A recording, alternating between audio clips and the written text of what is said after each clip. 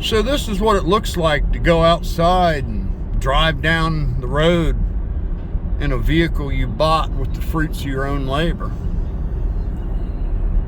You see, AD, every once in a while you got to do an inventory and you got to say, what do I bring to the table?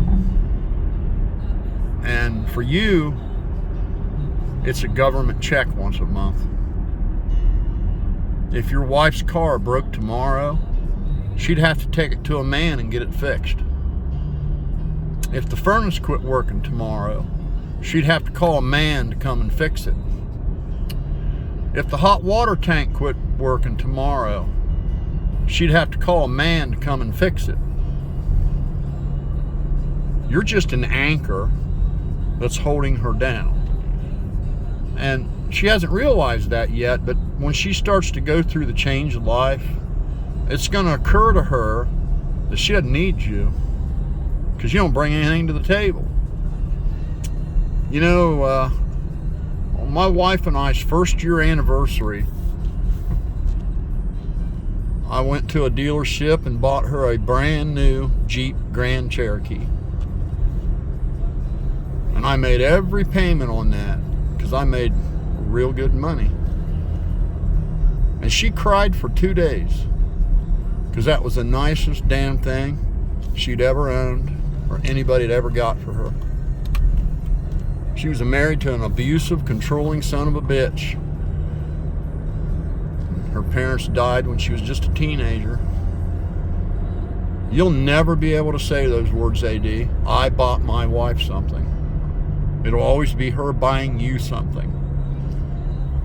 And that's going to grow old. And then you're going to have the same story that every veteran that's homeless in this country has.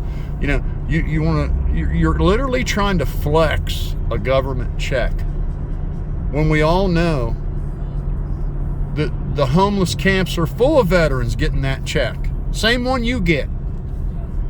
They can't afford to put a roof over their head after their wife dumped them when she went through the change of life and took the house she paid for.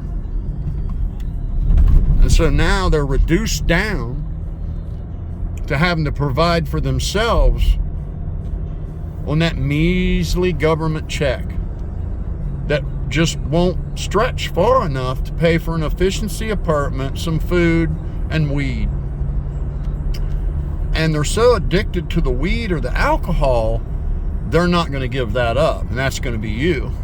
So it's going to come down to, well, I can live in a tent and still have my weed, so that's what I'll do. And then you'll be one of those homeless veterans, 70 years old, stumbling down the fucking sidewalk, holding one of them cans, pushing a shopping cart with your shit in it.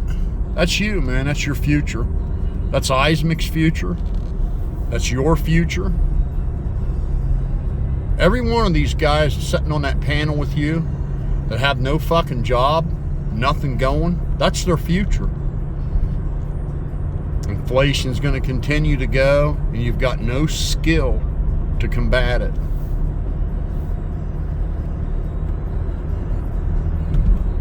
I really do. I want you to know this. I feel sorry for you.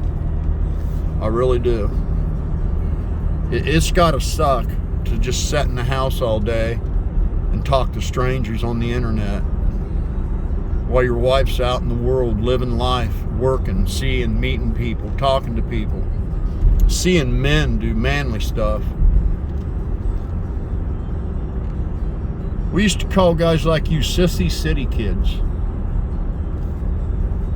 Fucking bicycle. You're talking about a goddamn bicycle. By the time I was 8 years old, I was done pedaling anything. I was burning gas and oil. And only a fool would make the wild assumption that a gearhead mechanic wouldn't have a hot rod or a dirt bike. It's just dumb. Your list of things I don't own keeps getting shorter.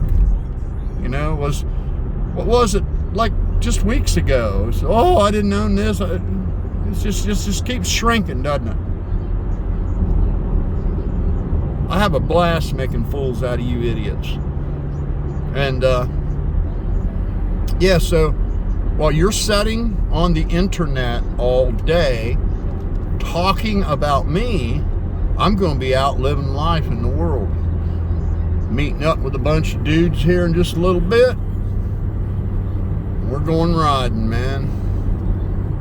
Those words will never leave your lips. You're just waiting on that check to come so you can go buy yourself some little trinket. And then the waiting begins again. Go get your allotted amount of medical marijuana. Buy yourself some meaningless little trinket. Sat on the internet all day talking to strangers. Enjoy yourself, everybody. You guys are fools.